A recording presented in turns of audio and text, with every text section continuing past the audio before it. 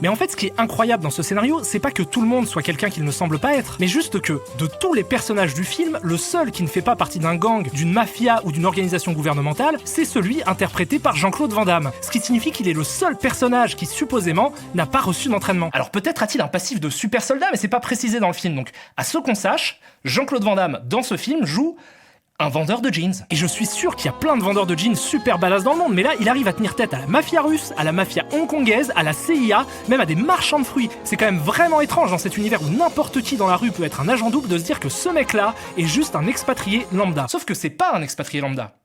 C'est Jean-Claude Van Damme. Et Jean-Claude Van Damme, il défonce des gueules à foison. Faut pas le faire chier, Van Damme. Tu l'emmerdes, il t'attaque avec une grue. Il arrive, il tire dessus, il glisse, il saute, il tire, il se fait tracter par des câbles. Tu fais le fanfaron devant Jean-Claude, bim, patate, il jongle avec un flingue, il te fait valdaguer un mec, t'es pas d'accord, tiens, mange. Mais parfois, il ne tire pas.